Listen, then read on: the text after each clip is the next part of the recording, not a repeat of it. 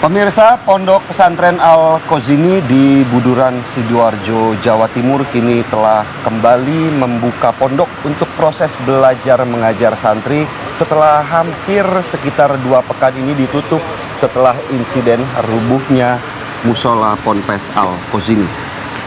Sejumlah santri dari berbagai daerah mulai berdatangan ke Ponpes Al-Khozini untuk mengikuti proses belajar mengajar di pondok.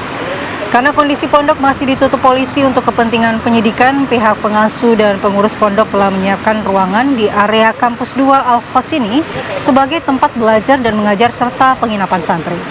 Pihak pengasuh dan pengurus Ponpes menjamin aktivitas belajar mengajar santri tidak akan mengganggu proses penyidikan yang dilakukan di Reskrimsus Polda Jatim.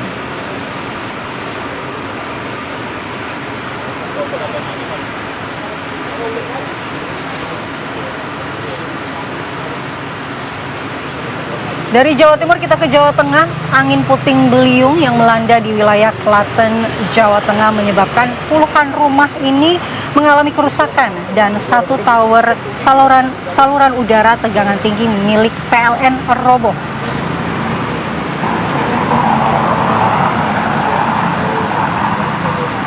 Kita saksikan bersama-sama pemirsa bagaimana video amatir dari rekaman handphone milik warga yang memperlihatkan kondisi sebuah bangunan rusak parah di bagian atap. Dampak kerusakan terparah ini terjadi di Desa Melese, Kecamatan Ceper. Sebuah warung makan rusak pada bagian atap hingga sejumlah perabot seperti piring mengalami pecah.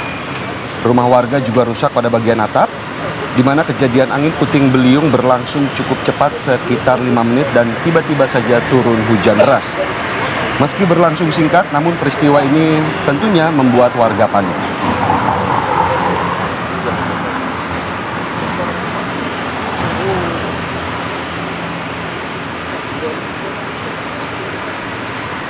Masih seputar cuaca buruk pemirsa, puluhan rumah di wilayah Kecamatan Suruh, Kabupaten Semarang, Jawa Tengah juga rusak. Ini akibat diterjang oleh angin kencang.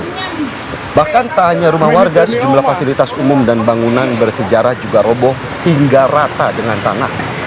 Angin kencang melanda 4 desa, masing-masing desa Jatirejo, Dersan Sari, Bejilor, dan Purworejo pada Jumat sore 17 Oktober 2025. Sebanyak 10 rumah dilaporkan rusak berat, serta beberapa pohon tumbang menimpa jaringan listrik dan atap rumah warga.